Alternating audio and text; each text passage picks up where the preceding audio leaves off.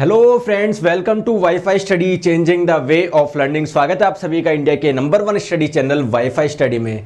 तो कैसे हैं आप लोग? आई होप सभी बहुत अच्छे होंगे, शानदार होंगे, जानदार होंगे।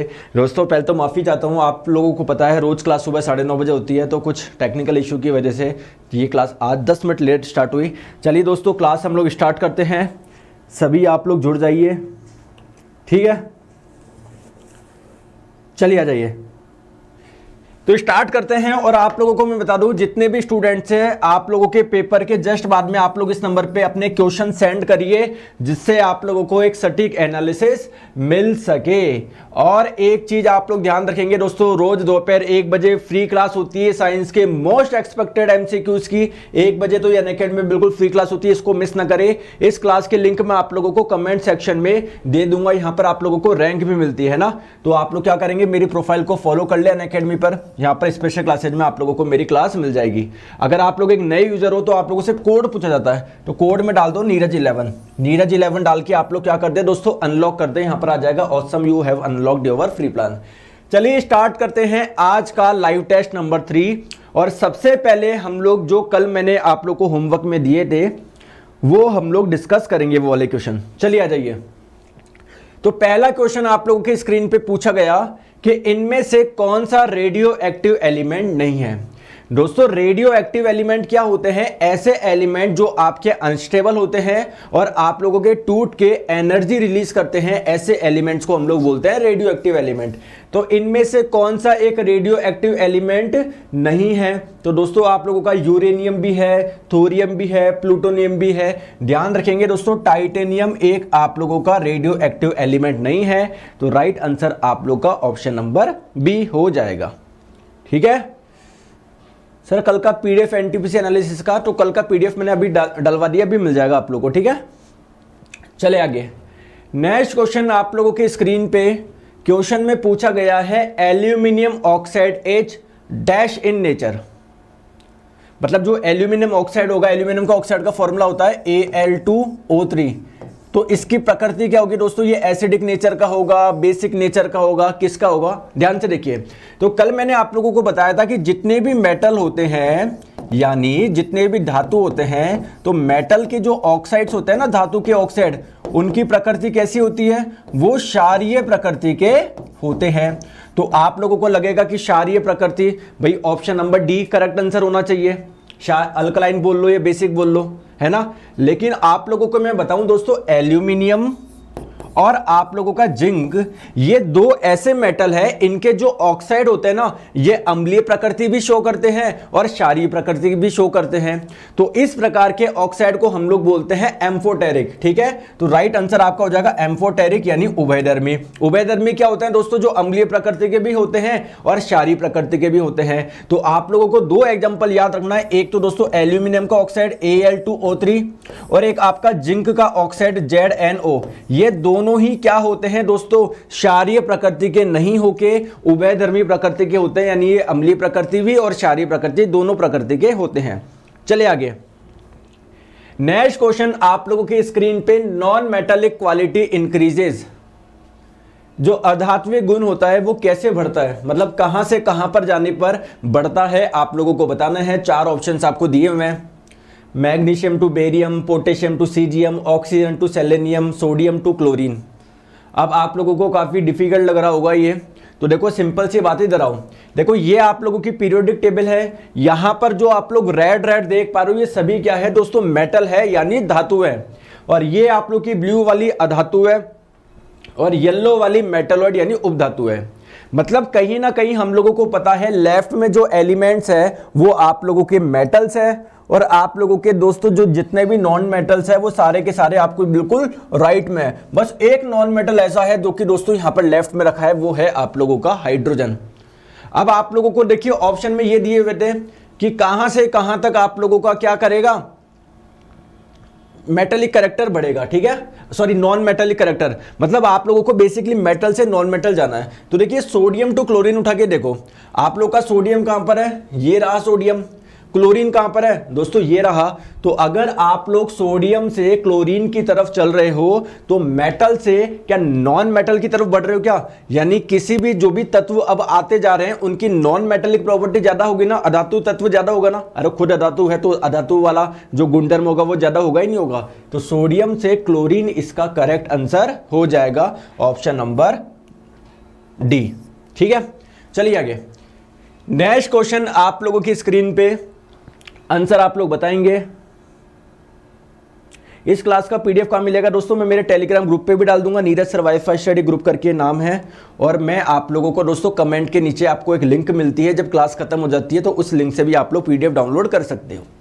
चलिए बताएंगे हाइड्रा रिप्रोडक्शन, जो हाइड्रा प्रजनन करता है वो कैसे करता है। आप लोगों को सभी को पता है, हर कोई चाहती है, हर कोई स्पीसीज, हर कोई प्रजाति चाहती है कि उनका नंबर सेम रहे, वो विलुप्त नहीं होना चाहती। तो विलुप्त नहीं होना चाहती, इसके लिए वो क्या करते हैं दोस्तों, रिप्रोडक्शन करते हैं, प्रजनन करते हैं, जैसे ह्यूमंस भी करते हैं। तो अगर हम लोग बात करें दोस्तों, ये प्रजनन ये दो प्रकार का होता है। एक तो होता है आपका सेक्सुअल रिप्रोडक्शन यानी लैंगिक जनन। सेक्सुअल रिप्रोडक्शन क्या होता है दोस्तों, जिसमें दो पेरेंट्स इन्वॉल्व होता है। और एक होता है आपका असेक्सुअल रिप्रोडक्शन यानी अलैंगिक जनन, जिसमें केवल और केवल एक पेरेंट आपका इन्वॉल्व होता है, वो खुद ही से ही दोस्तों एक दूसरे जीव का निर्माण कर लेता है। और वैसा ही एक असेक्सुअल रिप्रोडक्शन है बडिंग यानी मुकुलन। और दोस्तों ध्यान रखेंगे, जो आपके हाइड्रा हो गया, दो एग्जांपल आप लोग याद रखेंगे। एक तो हाइड्रा जो कि जल में पाए जाते हैं, ये जल में पाए जाते हैं, और एक आपका हो गया दोस्तों यीस्ट यानी खमीर। तो इन दोनों में किस प्रकार से रिप्रोडक्शन होता है दोस्तों, बडिंग के द्वारा होता है, मुकुलन के द्वारा। अब बडिंग होता क्या है दोस्तों, ध्यान से देखेंगे। जैसे मान लीजिए ये हाइड्रा है तो इसके यहां पर कुछ निकलना स्टार्ट होगा, है ना। यहां पर देखना है इस जगह, देखो यहां पर कुछ निकलना स्टार्ट होगा जिसको बड बोलते हैं ना। तो जैसे देखो ये ग्रो करेगा, ग्रो कर रहा है, ये ग्रो करेगा, ग्रो करेगा और ग्रो करके एक अलग हो जाएगा। तो दोस्तों ये एक अलग ऑर्गेनिज्म बन गया, ये एक अलग जीव बन गया, ये एक अलग जीव बन गया। तो रिप्रोडक्शन हो गया ना। तो इस प्रकार के रिप्रोडक्शन को हम लोग बोलते हैं बडिंग यानी मुकुलन। इसमें क्या होता है दोस्तों, एक आप लोगों का छोटा सा कुछ निकलना स्टार्ट होगा जिसको हम लोग बोलते हैं बड़ी, थोड़ा ग्रो करेगा फिर अलग टूट जाएगा। तो वो एक अलग जीव हो गया, ये एक अलग जीव हो गया, समझ रहे हो। तो इस प्रोसेस को हम लोग बोलते हैं बडिंग। चलते हैं आगे नेक्स्ट क्वेश्चन पे। नेक्स्ट क्वेश्चन आप लोग की स्क्रीन पे, निमोनिया डैश की सूजन के कारण होता है। कहीं ना कहीं आप लोगों से यह पूछा जा रहा है दोस्तों, जो निमोनिया आप लोग की डिजीज है ये किसको अफेक्ट करती है, इसकी वजह से किस में सूजन आती है, ये आप लोगों को बताना है। तो निमोनिया आप लोगों को पता है ये आपके लंग्स की बीमारी है, फेफड़ों की बीमारी है। तो राइट आंसर आप लोग का ऑप्शन नंबर बी हो जाएगा।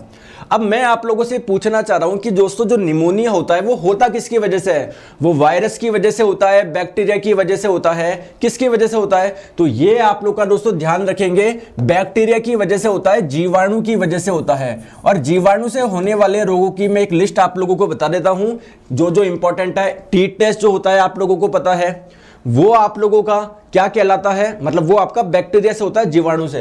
अगर हम लोग बात करें प्लेग रोग, ये भी जीवाणु से होता है दोस्तों। कुष्ठ रोग ये भी आपके जीवाणु से होता है। और बात करें निमोनिया तो ये भी जीवाणु से होता है।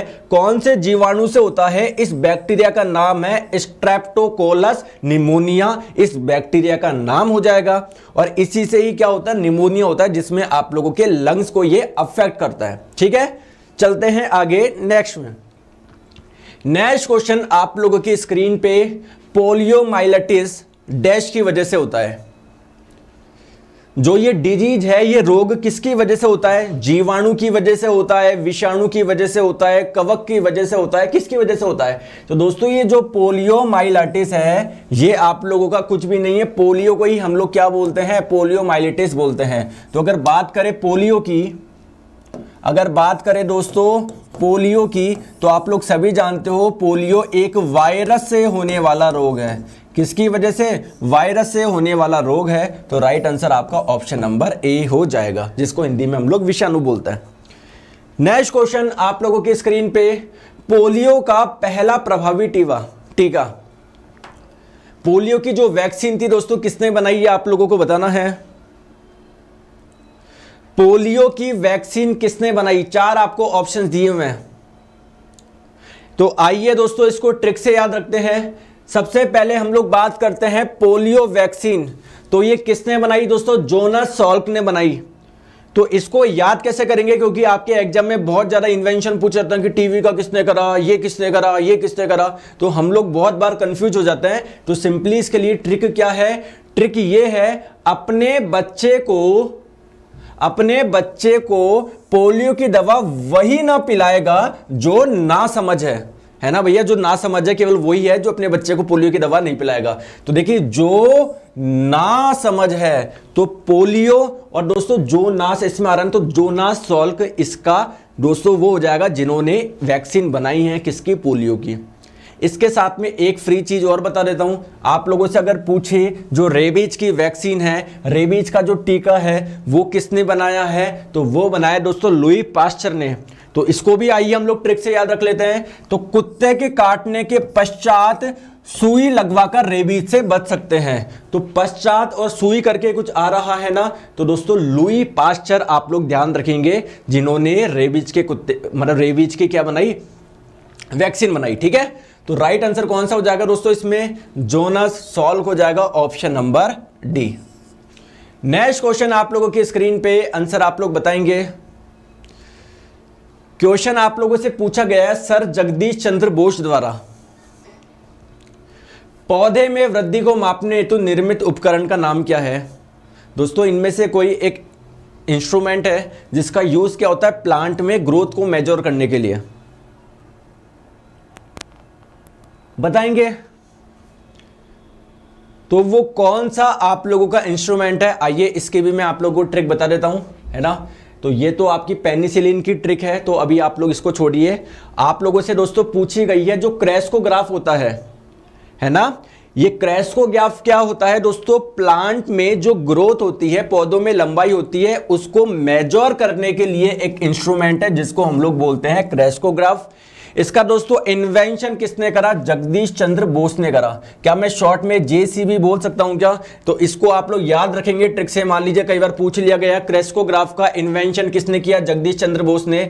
तो इसके लिए छोटी सी एक ट्रिक है कि स्टूडेंट्स यूट्यूब पर एनटीपीसी के क्रैश कोर्स से ज्यादा जेसीबी की खुदाई देखते हैं। तो देखिए क्रैश को इसमें कुछ आ रहा है तो बात हो जाएगी क्रैस्कोग्राफ, और जेसीबी से आपका हो जाएगा जगदीश चंद्र बोस। यानी क्रैस्कोग्राफ का जो इन्वेंशन किया, आविष्कार किया, किसने करा? जगदीश चंद्र बोस ने। और ये क्या करता है? क्रैस्कोग्राफ प्लांट में जो वृद्धि होती है उसको मेजर करता है।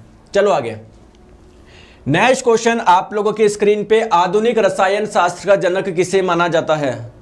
फादर ऑफ मॉडर्न केमिस्ट्री किसे माना जाता है? तो ये आपका हो जाएगा दोस्तों एंटोनी लेवोजियर। ठीक है, जिनका काफी कंट्रीब्यूशन है, इन्होंने एटॉमिक मॉडल के बारे में भी बताया है। तो एंटोनी लेवोजियर को क्या माना जाता है दोस्तों? फादर ऑफ मॉडर्न केमिस्ट्री माना जाता है। ओके, चलिए आगे। जेसीबी की खुदाई तो आप यही देखते हो और क्या देखते हो? नेक्स्ट क्वेश्चन आप लोगों के स्क्रीन पे, आंसर आप लोग बताएंगे।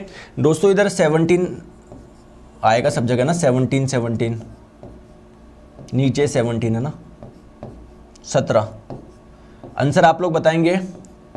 देखिए आप लोगों को पता है, जैसे मैं बोलूं कि हाइड्रोजन होता है, तो हाइड्रोजन भी दोस्तों अलग अलग प्रकार का होता है, 1H1, 1H2, 1H3, और इन तीनों को हम लोग बोलते हैं आइसोटोप्स यानी समस्थानिक। समस्थानिक क्या होता है?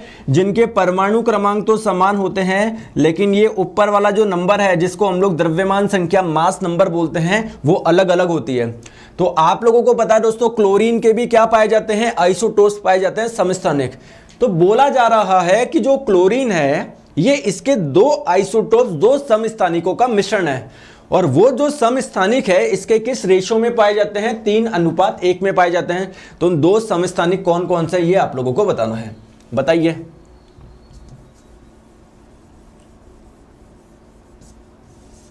बताइए कौन कौन से वो आइसोटोप्स हैं।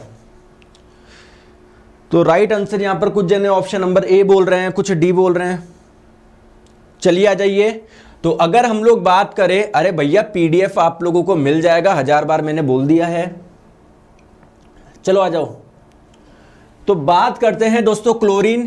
तो अगर हम लोग बात करें दोस्तों क्लोरीन की, तो आई होप आप लोगों को ये दिख पा रहा होगा, दिख पा रहा ना, ठीक है।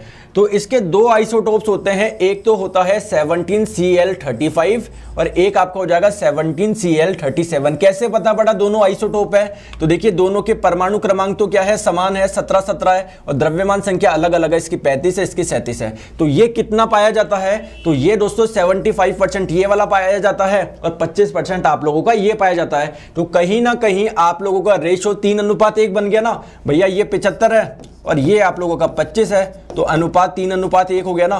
तो राइट आंसर कौन सा हो जाएगा? एक तो आपका ये पाया जाता है 35Cl17।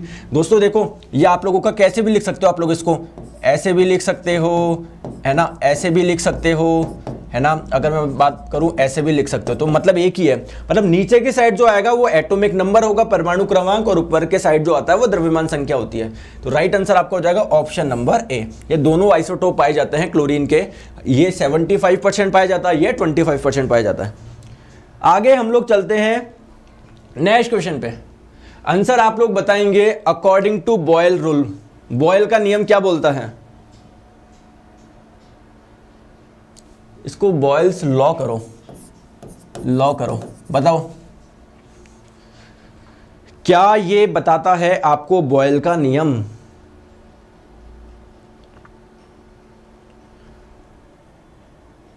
बताएंगे बॉयल का नियम क्या बताता है?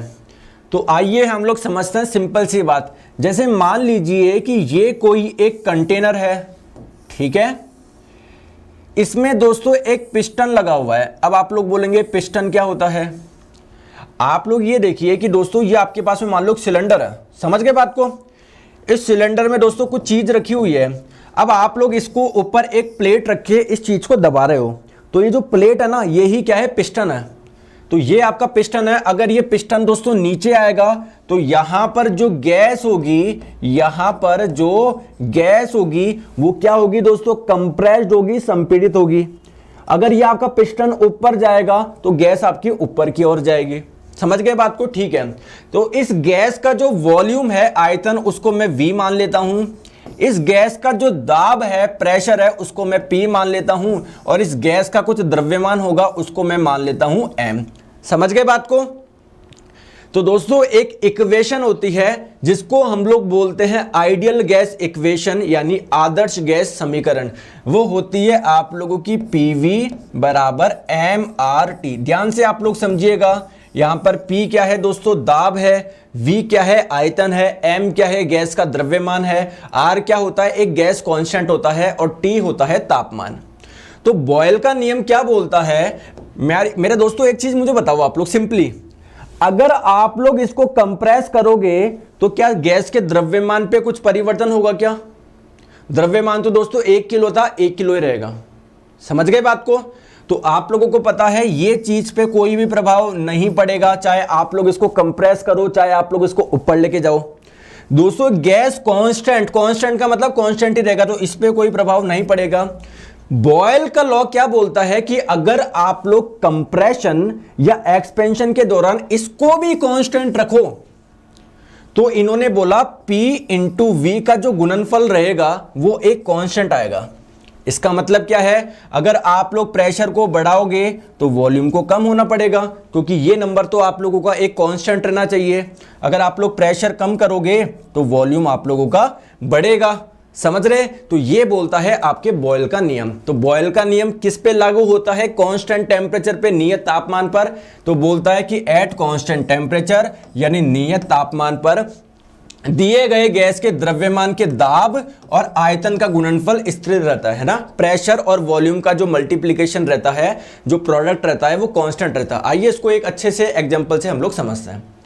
दोस्तों ये आप लोग येलो कलर में अंदर देख पा रहे हो कि ये क्या भरी हुई है? गैस भरी हुई है।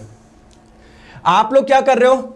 जब ये नीचे लेकर आ रहे हो तो गैस का वॉल्यूम कम कर रहे हो, ठीक है, और जब ये ऊपर जा रहा है तो गैस का वॉल्यूम बढ़ रहा है। लेकिन इस पूरी प्रक्रिया के दौरान दोस्तों क्या टेम्परेचर में कोई चेंज आ रहा है क्या? आपने तापमान क्या रख रखा है दोस्तों? कांस्टेंट रख रखा है। तो बस आप लोगों को देखना है प्रेशर और वॉल्यूम में क्या रिलेशन है।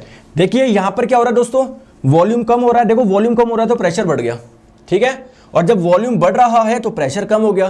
कहने का मतलब ये है कि दोस्तों जब वॉल्यूम कम हो रहा है तो प्रेशर बढ़ रहा है। ठीक है, वॉल्यूम कम हो रहा है, प्रेशर बढ़ रहा है, वॉल्यूम कम हो रहा है, प्रेशर बढ़ रहा है। और क्या होगा, वॉल्यूम बढ़ रहा है तो प्रेशर कम हो रहा है। यानी कहने का मतलब है दोस्तों प्रेशर और वॉल्यूम का जो मल्टीप्लिकेशन होगा वो एक कांस्टेंट आएगा। इसका मतलब अगर ये संख्या बढ़ेगी तो ये संख्या कम होगी, ये संख्या कम होगी तो ये संख्या बढ़ेगी। ये कौन कहता है आपको? बॉयल का नियम बोलता है। चलो आगे, नेक्स्ट क्वेश्चन आप लोगों के स्क्रीन पे, रेडियो एक्टिव की डिस्कवरी किसने करी?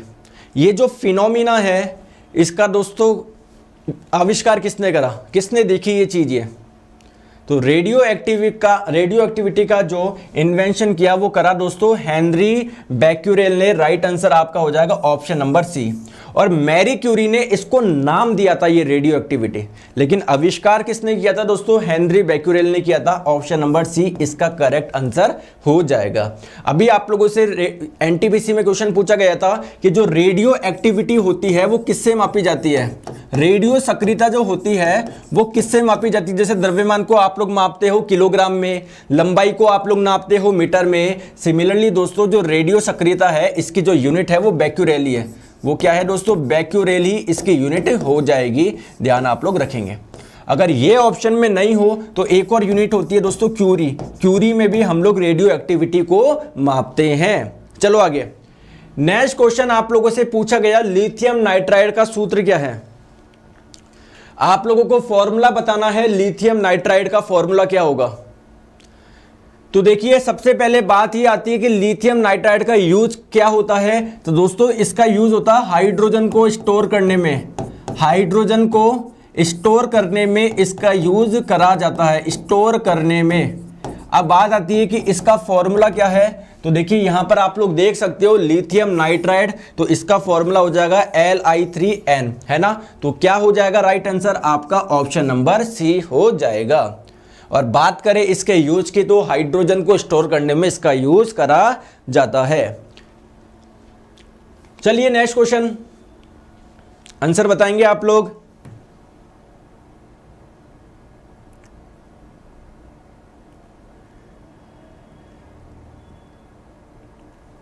तो पूछा जा रहा है दोस्तों, एक तरफ आप लोगों को तत्व दिया हुआ है, एक तरफ आपको संयोजकता दी हुई है।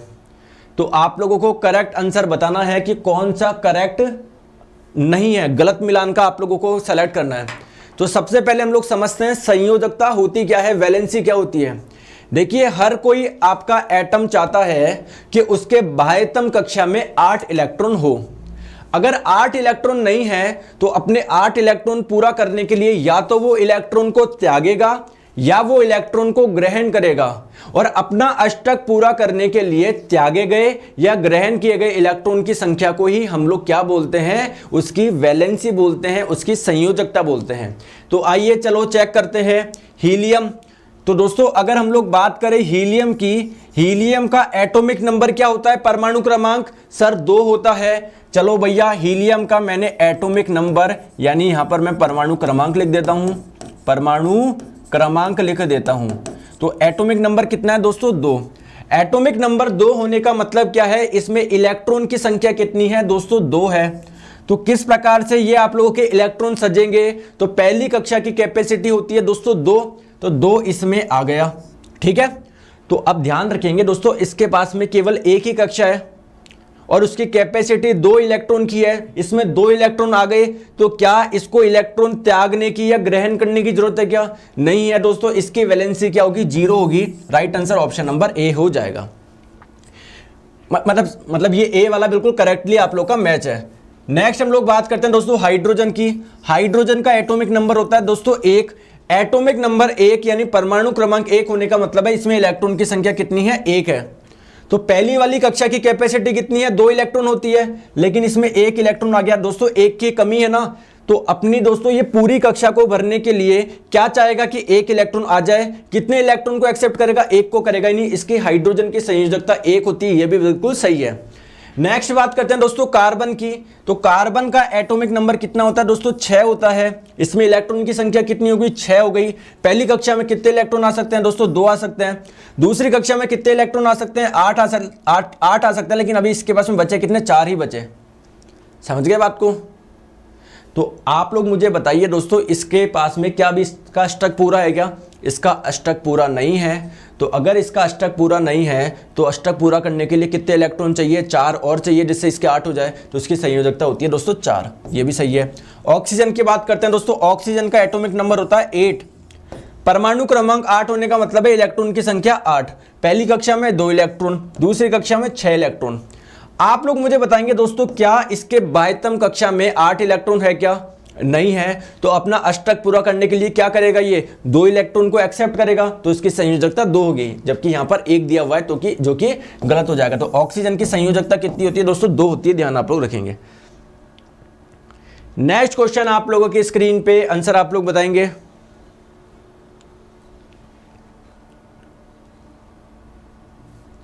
प्रबल अम्ल और प्रबल क्षार के लवणों का पीएच कितना होगा? ये आप लोगों को बताना है। प्रबल अम्ल और प्रबल क्षार के लवणों का पीएच क्या होगा? आप लोग सभी जानते हैं होता क्या है। यहां पर देखो आप लोग जानते हो दोस्तों, अम्ल और क्षार मिलके क्या बनाते हैं दोस्तों? लवण बनाते हैं। क्या बनाते हैं? लवण बनाते हैं प्लस पानी बनाते हैं। चलो सही बात है। अब देखिए, जो आपका अम्ल है ये 2 प्रकार का हो सकता है। एक तो स्ट्रॉन्ग एसिड यानी प्रबल अम्ल, और एक आप लोग का हो सकता है दुर्बल अम्ल।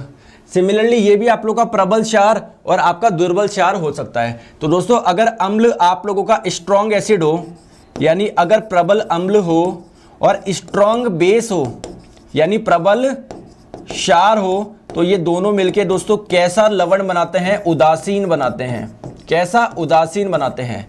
अगर स्ट्रॉन्ग एसिड हो और आपका वीक बेस हो, यानी दोस्तों प्रबल अम्ल और दुर्बल क्षार हो, तो लवण कैसा बनेगा? इसमें से स्ट्रॉन्ग कौन सा था? एसिड था। तो लवण की प्रकृति क्या होगी दोस्तों? अम्लीय प्रकृति का होगा। अगर मैं आप लोगों से पूछूं वीक एसिड हो यानी दुर्बल अम्ल, और आप लोगों का स्ट्रॉन्ग बेस यानी प्रबल क्षार, तो जो लवण बनेगा उसकी प्रकृति क्या होगी? भाई स्ट्रॉन्ग क्या है यहां पर? बेस है, तो वहां पर दोस्तों कैसे बनेगी? क्षारीय। ठीक है। नेक्स्ट हम लोग बात करते हैं वीक एसिड और वीक बेस यानी दुर्बल अम्ल और दुर्बल क्षार, इसकी भी प्रकृति कैसी होगी दोस्तों? उदासीन होगी। तो आप लोग कौन सा दिया होता? प्रबल अम्ल और प्रबल क्षार।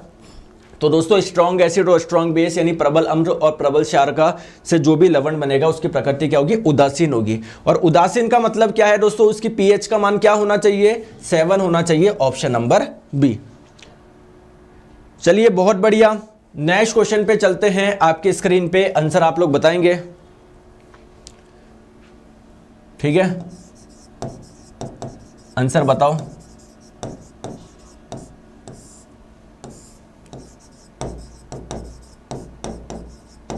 बताइए।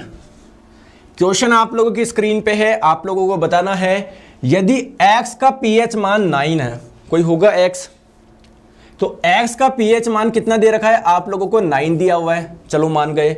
y का pH कितना दिया हुआ है आप लोगों को? ये 2 दिया हुआ है। कितना दिया हुआ है? 2 ही दिया हुआ है ना। और z का आप लोगों को दिया हुआ है दोस्तों 6। समझ गए बात को? और एक चीज और दे रखी है a, तो a का pH मान दिया हुआ है 13। आप लोगों को 4 चीजें दी हुई है, x दिया हुआ है, y दिया हुआ है, z दिया हुआ है, a दिया हुआ है। इन सभी के pH मान आप लोगों को दिए हुए हैं। तो बोला जा रहा है कि दोस्तों निम्नलिखित में से किस जोड़े में प्रबल अम्ल और प्रबल क्षार है? देखिए आप लोगों को पता है जिसकी pH जितनी ज्यादा कम होगी वो उतना ही ज्यादा आप लोगों का एसिडिक होगा यानी अम्लीय होगा, और जिसकी pH जितनी ज्यादा होगी वो उतना ही ज्यादा क्या होगा दोस्तों? क्षारीय होगा। क्लियर है क्या? अब आप लोग ध्यान से देखिए, आप लोगों को प्रबल अम्ल निकालना है, तो प्रबल अम्ल के लिए आप लोगों को वो चीज सेलेक्ट करनी है जिसकी pH वैल्यू बिल्कुल कम हो। तो सबसे कम pH वैल्यू तो दोस्तों मेरे को इसकी दिख रही है, यानी स्ट्रॉन्ग एसिड प्रबल अम्ल आप लोगों का कौन सा हो गया? प्रबल अम्ल आप लोगों का हो गया दोस्तों ये Y वाला। और आप लोगों को प्रबल क्षार निकालना है, स्ट्रॉन्ग बेस, तो स्ट्रॉन्ग बेस कौन होगा? जिसकी pH सबसे ज्यादा होगी। सबसे ज्यादा pH तो भैया मेरे को इसकी दिख रही है, तो स्ट्रॉन्ग बेस आप लोग का हो जाएगा दोस्तों ये वाला। ठीक है, यानी A वाला। तो राइट आंसर आप लोगों का स्ट्रॉन्ग एसिड प्रबल अम्ल आपका Y हो जाएगा और प्रबल क्षार आपका A हो जाएगा। तो ऑप्शन नंबर डी करेक्ट हो जाएगा। दोस्तों समझ में आ गया? थम्स अप करके बता दीजिए जल्दी से। जल्दी से सेशन को लाइक और थम्स अप करके आप लोग बता दीजिए समझ में आ गया नहीं आ गया।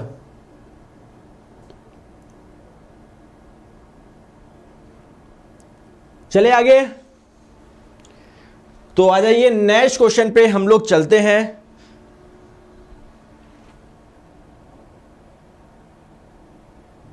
नेक्स्ट क्वेश्चन पे हम लोग चलते हैं, आ जाओ। चलिए आंसर बताएंगे।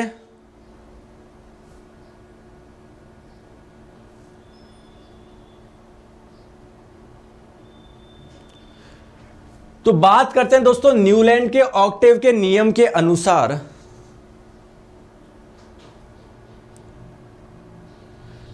अजय कुमार जी बोल रहे हैं रिपीट कर दीजिए।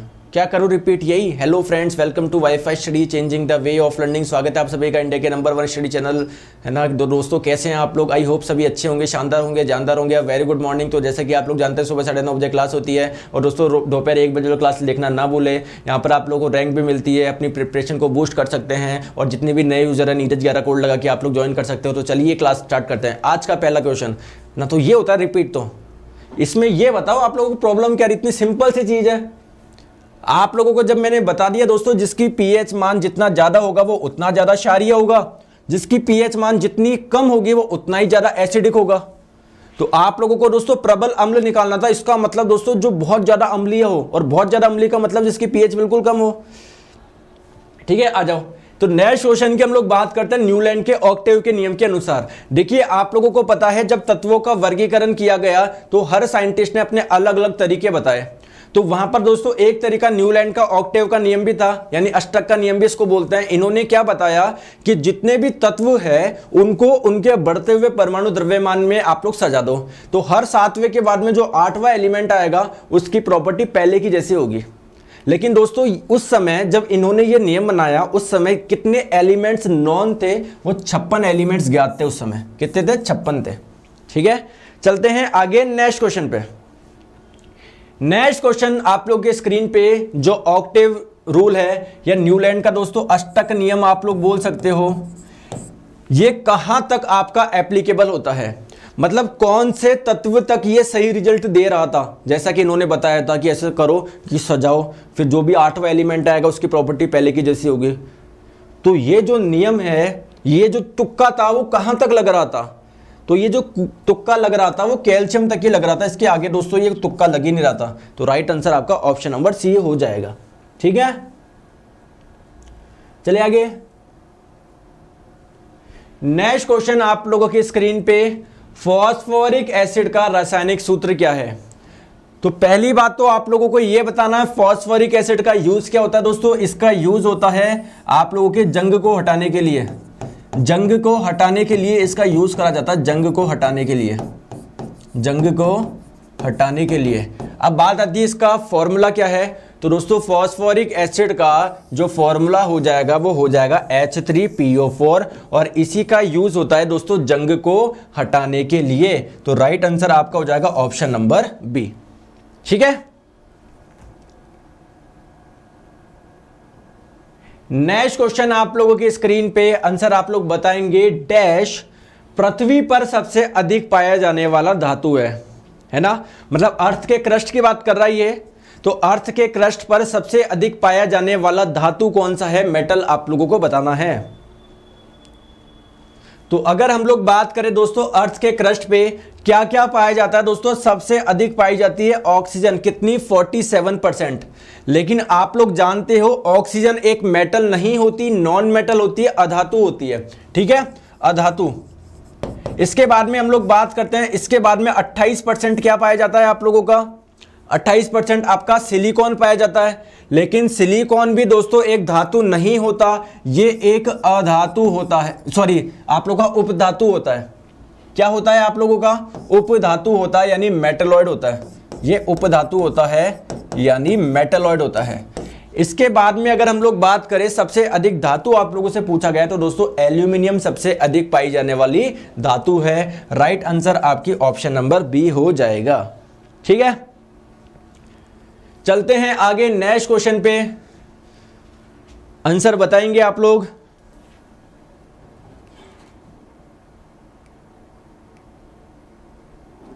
ग्रुप डी में हम नहीं निकल पाएंगे या नहीं निकल पाएंगे सर? वो तो आप पे डिपेंड करता है, आप निकलना चाहते हो नहीं निकलना चाहते हो, और कैसे निकलना चाहते हो, अंदर की ओर निकलना चाहते हो बाहर की ओर निकलना चाहते हो, वो तो आप पे डिपेंड करेगा। ऐसे थोड़ी कि मैं बता दूंगा कि भैया आप निकल जाओगे तो निकल जाओगे, सिलेक्शन हो जाएगा, और मैं बोलूँ कि आपका सिलेक्शन नहीं होगा तो नहीं होगा। वो आप पे डिपेंड करता है कि आप कितनी मेहनत कर रहे हो, आप लोग कितना साथ में क्लास पढ़ रहे हो, अच्छे से कर रहे हो सारी चीजें। तो बात आती है हथेली पर निम्नलिखित में से कौन सा पिघल जाएगा। दोस्तों आप लोगों के कुछ तत्व होते हैं, जैसे ही आप लोग इनको हथेली पे रखोगे तो वो मेल्ट हो जाएंगे। इसका मतलब क्या है दोस्तों, उनका मेल्टिंग पॉइंट, उनका गलनांक बहुत कम है। जैसे हमारी बॉडी का एवरेज टेम्परेचर कितना है दोस्तों, मान लेते हैं 37 डिग्री सेल्सियस है, यानी आप लोगों ने कोई ऐसी चीज रख दी जिसको 37 डिग्री सेल्सियस मिलते ही वो तो मेल्ट हो जाता है, यानी बहुत कम मेल्टिंग पॉइंट है। चल लोहे को रखोगे अपनी हथेली पर, लोहा पिघल जाएगा कि नहीं, उसका मेल्टिंग पॉइंट तो बहुत ज्यादा होता है। अगर आपको उसको मेल्ट करवाना है तो बहुत ज्यादा टेम्परेचर आप लोगों को गर्म करना होगा उसको। जबकि गैलियम और सीजियम की अगर हम लोग बात करें, इन दोनों का मेल्टिंग पॉइंट बहुत कम होता है, इवन ये हथेली पर रखने पर ही पिघल जाते हैं। तो कौन से हो जाएंगे दोस्तों, गैलियम और सीजियम। चलो आगे, नेक्स्ट क्वेश्चन आप लोगों की स्क्रीन पे, आंसर आप लोग बताएंगे। इनमें से कौन सा संतृप्त हाइड्रोकार्बन है, सैचुरेटेड हाइड्रोकार्बन कौन सा, इसमें से सैचुरेटेड हाइड्रोकार्बन कौन सा है बताइए। तो देखिए सैचुरेटेड हाइड्रोकार्बन कौन से होते हैं, संतृप्त हाइड्रोकार्बन कौन से होते हैं दोस्तों, एल्केन को ही हम लोग सैचुरेटेड हाइड्रोकार्बन बोलते हैं। क्यों बोलते हैं, क्योंकि दोस्तों जिनमें सिंगल बॉन्ड होता है ना, एकल बंध होता है, उनको हम लोग सैचुरेटेड हाइड्रोकार्बन बोलते हैं, संतृप्त हाइड्रोकार्बन बोलते हैं। हाइड्रोकार्बन क्या होते हैं, ऐसे यौगिक जो कार्बन और हाइड्रोजन से मिलकर बने होते हैं। जैसे आप लोग का CH4, क्या ये एक आपका हाइड्रोकार्बन है क्या, बिल्कुल है। तो अब आप लोग ध्यान रखेंगे, जितने भी हाइड्रोकार्बन होते हैं वो आपके 3 प्रकार के होते हैं। कौन कौन से होते हैं, एक होता है आपका एल्केन, एक होता है एल्कीन, और एक आपका होता है एल्काइन। अगर हम लोग बात करें दोस्तों एल्केन की, तो ये होता है सैचुरेटेड यानी संतृप्त हाइड्रोकार्बन। अगर बात करें दोस्तों एल्कीन की और एल्काइन की, तो ये होते हैं आपके अनसैचुरेटेड यानी असंतृप्त हाइड्रोकार्बन। अगर इन तीनों में डिफरेंस की बात करें तो दोस्तों इसमें सिंगल बॉन्ड होता है, इसमें डबल बॉन्ड होता है, और इसमें ट्रिपल बॉन्ड होता है। तो इसका फॉर्मूला होता है आप लोगों का CnH2n+2, इसका होता है CnH2n, इसका होता है CnH2n-2, जहां पर n क्या है, कार्बन की संख्या है। तो जिसमें दोस्तों आप लोगों का ये फॉलो कर रहा है वो आपका एल्केन बन जाएगा, ठीक है, ये वाला सूत्र। तो चलो यहां पर C कितने, कार्बन 1 है, यानी n 1 हो गया। तो हाइड्रोजन कितने आने चाहिए, 2 × 1 2 + 2 4। भैया CH4 होना चाहिए था, तो ये नहीं है, तो ये तो आपका सैचुरेटेड नहीं है। नेक्स्ट बात करते हैं, ये बन रहा है क्या, तो n = 2 रख के देखो, n = 2 रखोगे, 2 × 2 4, 4 + 2 6 हो गया, तो C2H6, C2H6 जी बिल्कुल, ये एक आपका संतृप्त हाइड्रोकार्बन है। ऑप्शन नंबर बी इसका करेक्ट आंसर हो जाएगा। चले आगे, चले दोस्तों आगे। सर बाकी के ऑप्शन के बारे में बता दीजिए, बाकी के ऑप्शन के बारे में बता देता हूं दोस्तों, ये भी आपका सही आंसर नहीं है, ये भी सही आंसर नहीं है, ठीक है। तो अभी हम लोगों से सैचुरेटेड हाइड्रोकार्बन पूछा है, तो सैचुरेटेड जिसमें बाकी ऑप्शन बताने की नीड होगी वो मैं खुद बताता हूं, आपको बोलने की जरूरत नहीं है, ठीक है। तो राइट आंसर आप लोग का हो जाएगा CnH2n+2, जिसको फॉलो करे है ना, जो भी आपके हाइड्रोकार्बन इस सूत्र को फॉलो कर रहे हैं, इसका मतलब वो एक एल्केन है, और जितने भी एल्केन्स होते हैं वो आपके संतृप्त हाइड्रोकार्बन होते हैं। संतृप्त का मतलब क्या होता है दोस्तों, इनमें सिंगल बॉन्ड होना, ठीक है। लो मैं आपको इसका स्ट्रक्चर भी बताता हूं, इसका स्ट्रक्चर कुछ इस प्रकार का होगा। देखो जितने भी बॉन्ड दिख रहे हैं, क्या आप लोगों को सारे सिंगल बॉन्ड दिख रहे हैं क्या, ये इसका स्ट्रक्चर, इसकी संरचना कुछ इस प्रकार की होगी। तो आपको जितने भी बंध दिख रहे हैं सारे के सारे देखोगे आप लोग सिंगल बॉन्ड है, ठीक है। चलो आगे, नेक्स्ट क्वेश्चन आप लोगों की स्क्रीन पे, आंसर आप लोग बताएंगे।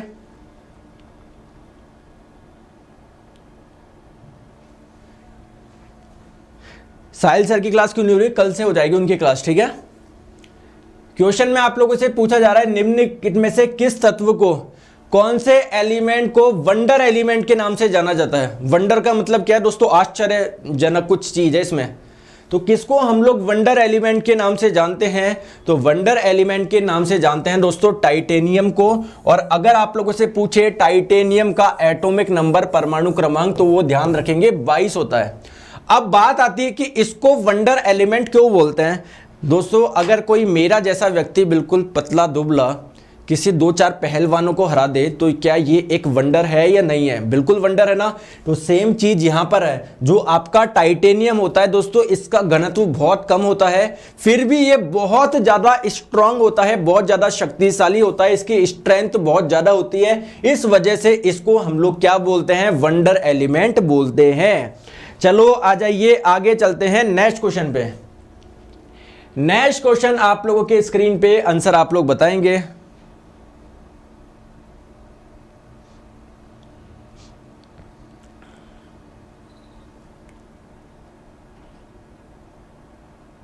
आजकल हमारा नेट बड़ा स्लो चल रहा है और रो रहे हो आगे, तो रोने से कुछ नहीं चलेगा। नेट स्लो चल रहा है तो इस आप लोग क्वालिटी को कम करके देख लो, आप अपना नेट चेंज कर लो। लेकिन दोस्तों पढ़ना तो जरूरी ना। यहाँ पर कमेंट में ऐसे थोड़ी अरे भैया आज रानी जी का नेट नहीं चल रहा यार, आज नहीं पढ़ेंगे यार। तो यहाँ पर पता नहीं कितने जनों के, भैया एक जने के नेट नहीं चल रहा, बाकी तो 45 से 70 तो बिल्कुल तैयारी करने वाले हैं ना। बढ़िया, आ जाओ। तो बात करते हैं यहां पर आप लोगों को दोस्तों, एक तरफ आप लोगों को कुछ दिए हुए हैं और एक तरफ उनके फॉर्मूले दिए हुए हैं, तो आप लोगों को सजाना है। तो देखिए ये वाला जो यूरिया है ना, यूरिया का फॉर्मूला, ये इस बार के एनटीपीसी में पूछा गया था। तो पहले तो हम लोग बात करते हैं दोस्तों यूरिया का फॉर्मूला। तो यूरिया का फॉर्मूला होता है आप लोगों का NH2CONH2। क्या मैं ये भी बोल सकता हूं क्या CONH2 दो बार? ऐसे भी बोल सकता हूं क्या? बिल्कुल बोल सकते हैं। यानी दोस्तों जो यूरिया होगा C, वो तो आपका इस वाले से कहीं पर मिलेगा, तो C तो पक्का है P से मिलेगा, C तो पक्का है P से मिलेगा। भैया जो C को P से नहीं मिला रहा उसको हटा दो, उसको हटा दो, जो मिला रहा है उसको रख लो। मतलब ये वाले दोनों ऑप्शन में से एक होगा। दोस्तों D को चेक करने की जरूरत है क्या? D को चेक करने की जरूरत ही नहीं है, क्यों मैं मेहनत करूं। तो आप लोगों को क्या करना है, A या B, जो भी आपको समझ में आ रहा है वो चेक कर लो। तो दोस्तों बात करते हैं A और B की। देखो इधर देखो, आप लोग जानते हो ये जो कैल्शियम ऑक्साइड होता है इसको हम लोग क्या बोलते हैं? क्विक लाइम बोलते हैं। इसी को हम लोग क्या बोलते हैं? क्विक लाइम बोलते हैं। तो ए आपका कनेक्ट होगा आर से और ये आप लोगों का सही आंसर हो जाएगा। और ध्यान रखेंगे जब कैल्शियम ऑक्साइड, जिसको हम लोग क्विक लाइम भी बोलते हैं, जब आप लोग इसमें क्या डालते हो? पानी डालते हो, तो किसका निर्माण होता है? कैल्शियम हाइड्रोक्साइड का। और इसी को हम लोग बोलते हैं स्लैग्ड लाइम, यानी भुजा हुआ चूना। भुजा हुआ चूना या स्लैग्ड लाइम इसी को बोला जाता है। स्लैग्ड लाइम, स्लैग्ड का मतलब होता है भुजा हुआ। तो आप लोग का भुजा हुआ यानी स्लैग्ड लाइम या भुजा हुआ चूना बोल लो, इसका सूत्र क्या हो जाएगा? ये हो जाएगा बी आपका कनेक्ट होगा एस से, तो बी आपका एस से कनेक्ट हो गया। और आपकी बात बताऊं, जो वॉशिंग सोडा होता है इसका फॉर्मूला होता है Na2CO3, सोडियम कार्बोनेट इसको बोला जाता है। तो डी आपका कनेक्ट होगा क्यू से, बिल्कुल सही है, ऑप्शन नंबर सी हो जाएगा आपका। ठीक है, ओके। नेक्स्ट क्वेश्चन आप लोगों की स्क्रीन पे आंसर आप लोग बताएंगे। पौधों में कौन सा उत्तक, कौन सा टिश्यू पानी का संवहन करता है? बताएंगे आप लोग। तो देखिए होता क्या है, ये आप लोगों के दोस्तों प्लांट हो गया, पौधा हो गया ये, ठीक है। तो जड़ों से क्या आता है आप लोगों को पता है? जड़ों से आता है पानी। और दोस्तों इस पानी को पूरे प्लांट में, पूरे पौधे में लेकर कौन जाता है? वो लेके जाता है दोस्तों जाइलम। कौन लेके जाता है? जाइलम लेके जाता है। जाइलम क्या है? एक प्रकार का टिश्यू है, एक प्रकार का उत्तक है। उत्तक क्या होता है? कोशिका के समूह को ही हम लोग उत्तक बोलते हैं। तो राइट आंसर आपका हो जाएगा ऑप्शन नंबर बी, जाइलम। और आप लोगों को पता है दोस्तों फोटोसिंथेसिस जो होता है, प्रकाश संश्लेषण, इसकी मदद से ये जो प्लांट्स होते हैं, पौधे होते हैं, अपना भोजन खुद बनाते हैं। तो दोस्तों जो भोजन का निर्माण होगा वो कहां पर होगा? पत्तियों में होगा। तो दोस्तों इस भोजन को पूरी बॉडी में पहुंचाना, ये काम किसका है? ये काम होता है दोस्तों फ्लोएम का। फूड से याद रखेंगे, फूड से याद रखेंगे फ्लोएम, है ना। तो भोजन को पूरे प्लांट में कौन पहुंचाता है? फ्लोएम पहुंचाता है, ध्यान रखेंगे। नेक्स्ट क्वेश्चन आप लोग के स्क्रीन पे, ये क्वेश्चन इस बार के एनटीपीसी में भी पूछा गया है, ग्रुप डी में भी पूछा गया था, इस बार के एनटीपीसी में भी पूछा गया है है ना। तो इस बार के जो एनटीपीसी में क्वेश्चन पूछा गया था वो ये पूछा गया था दोस्तों, जो रेड रॉड डिजीज होती है वो किसके कारण होती है। जबकि ग्रुप डी में एक क्वेश्चन आया था कि जो ये रेड रॉड डिजीज होती है, जिसको हम लोग लाल रोग विगलन या लाल विगलन रोग भी आप लोग इसको बोल सकते हो, ये किसको अफेक्ट करता है। तो दोस्तों ये जो प्लांट की एक डिजीज है जो किसको अफेक्ट करता है, शुगर केन को, गन्ने को। कैसे करता है दोस्तों, इसमें गन्ने में कुछ इस प्रकार से आप लोग की लाल लाल अंदर हो जाता है, इसको हम लोग बोलते हैं रेड रॉड डिजीज। तो अगर आप लोगों से पूछा जाए किसकी वजह से होता है ये रोग, दोस्तों ये एक कवक की वजह से होता है, फंगस की वजह से ये रोग होता है। और इस फंगस का नाम आप लोगों से पूछे तो आप लोग का हो जाएगा कॉलेक्ट्रिकम, आपका फेलेक्टम इस फंगस का, इस कवक का नाम हो जाएगा। ठीक है, तो सभी आप लोग चीजें ध्यान रखेंगे। इस फंगस का नाम हो गया, ये बीमारी किसकी वजह से होती है, फंगस की वजह से होती है। किसको अफेक्ट करता है दोस्तों, शुगर केन, गन्ने को ये अफेक्ट करता है, प्रभावित करता है। चलो आगे, नेक्स्ट क्वेश्चन आप लोगों के स्क्रीन पे, तने के जरिए डैश फैलता है। मतलब क्वेश्चन में क्या पूछना चाह रहा है, ये क्वेश्चन आपका आया हुआ है सीधा सीधा। अब देखो इसमें, देखो क्वेश्चन में क्या पूछना चाह रहा है। आप लोग जानते हो दोस्तों जो गुलाब है, गुलाब, अगर आप लोग गुलाब के तने को काट के दोस्तों किसी में लगा देंगे तो क्या पूरा का पूरा पौधा उग जाता है क्या। तो तने के जरिए कौन फैलता है, वो है आप लोगों का रोज यानी गुलाब। Option number B will be our correct answer. ठीक है, नेक्स्ट क्वेश्चन, इनमें से कौन सा एक संक्रामक रोग नहीं है दोस्तों, इन्फेक्टियस डिजीज इनमें से कौन से नहीं है। आपका संक्रामक रोग क्या होता है, बैक्टीरिया, वायरस, फंगस, इनसे होने वाले रोग को हम लोग संक्रामक रोग बोलते हैं, क्योंकि एक व्यक्ति से दूसरे व्यक्ति में फैल सकते हैं ये। तो इनमें से कौन सा रोग है जो संक्रामक रोग नहीं है दोस्तों, वो आपकी डायबिटीज हो जाएगी। ऐसा जरूरी कि आपको डायबिटीज है, आपने मेरे साथ में खाना खा लिया तो मेरे को भी डायबिटीज हो गई, है ना। तो डायबिटीज जो होता है वो किसकी वजह से होता है, आप लोगों के बॉडी में एक हार्मोन होता है जिसको हम लोग बोलते हैं इंसुलिन हार्मोन। तो इंसुलिन की कमी की वजह से कौन सा रोग होता है, आप लोगों को डायबिटीज रोग होता है। क्यों होता है, क्योंकि जो आप लोग भोजन करते हो उसमें जो कार्बोहाइड्रेट होता है, जब उसका डाइजेशन होता है, पाचन होता है, वो किस में कन्वर्ट होता है, ग्लूकोज में। लेकिन दोस्तों जो इंसुलिन हार्मोन होता है क्या करता है, ये ग्लूकोज को ग्लाइकोजन में कन्वर्ट कर देता है। किसमें, ग्लाइकोजन में। तो अगर इंसुलिन की कमी होगी तो आपके बॉडी में ग्लूकोज का अमाउंट ज्यादा हो जाएगा क्या, और इसी समस्या को हम लोग बोलते हैं डायबिटीज यानी मधुमेह। ठीक है, नेक्स्ट क्वेश्चन, जल से भय किस रोग का लक्षण है। इनमें से कौन सी डिजीज में जल से डर लगता है। तो ये जो आपका रोग होता है वो होता है दोस्तों रेबीज। आपको पता है रेबीज किससे होता है, एक वायरस से होने वाला रोग है। और ये वायरस आपकी बॉडी में एंटर कब करता है, जब आप लोगों को कोई आवारा कुत्ता वगैरह काट जाता है। तो रेबीज कौन से वायरस से होता है, इस वायरस का नाम है लाइसे वायरस। और इसी बीमारी को यानी रेबीज को ही हम लोग हाइड्रोफोबिया भी बोलते हैं। हाइड्रोफोबिया का मतलब क्या है दोस्तों, इस डिजीज में जल से आपको डर लगता है। ठीक है, आप लोग के जो पानी होता है इनसे डर लगता है। क्यों, क्योंकि जो ये वायरस होता है आपके सेंट्रल नर्वस सिस्टम यानी केंद्रीय तंत्रिका तंत्र को अफेक्ट करता है। केंद्रीय तंत्रिका तंत्र क्या होता है, आप लोग का दोस्तों जो ब्रेन होता है वो इसी में आता है, सेंट्रल नर्वस सिस्टम में। तो ये इसको अफेक्ट करता है। ठीक है, चलो तो दोस्तों कुछ होमवर्क मैं आप लोगों को दे देता हूं, फिर बाकी की चर्चा करेंगे हम लोग कल। तो ये आप लोगों का होमवर्क नंबर 1 हो गया, ये होमवर्क नंबर 2 हो गया, ये होमवर्क नंबर 3 हो गया, ये होमवर्क नंबर 4 हो गया, और ये होमवर्क नंबर 5 हो गया। तो बाकी की जो चर्चा करेंगे वो हम लोग दोस्तों कल करेंगे सुबह 9:30 बजे सेम टाइम पे। और आप लोगों को ये भी पता है जिनके भी स्टूडेंट्स के पेपर हो रहे हैं वो इस नंबर पे आप लोग अपने क्वेश्चंस व्हाट्सएप करना ना भूले, इस नंबर पे।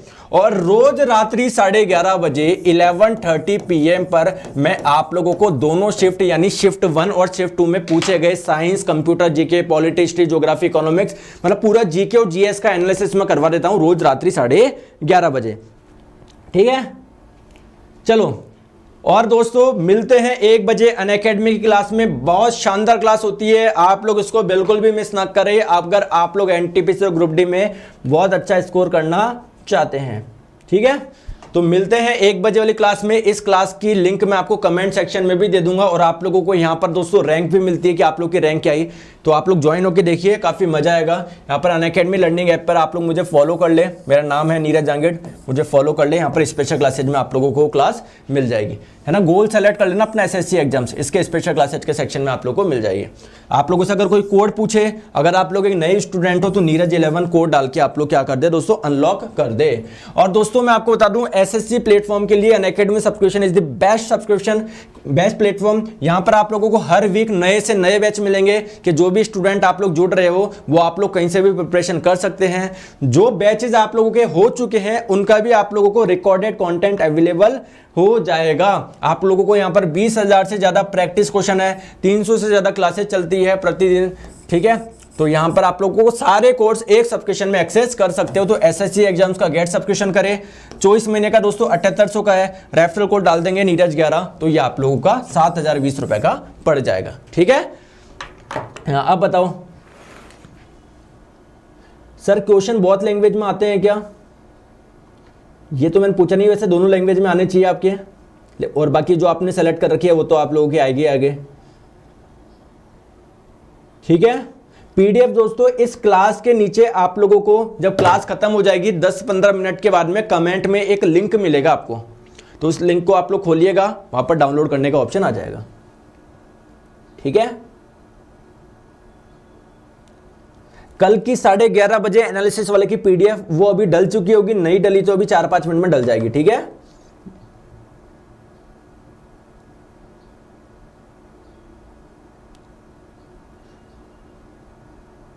चलिए दोस्तों, thank you so much, take care, bye bye, मिलते हैं 1 बजे वाली क्लास में, बाय बाय।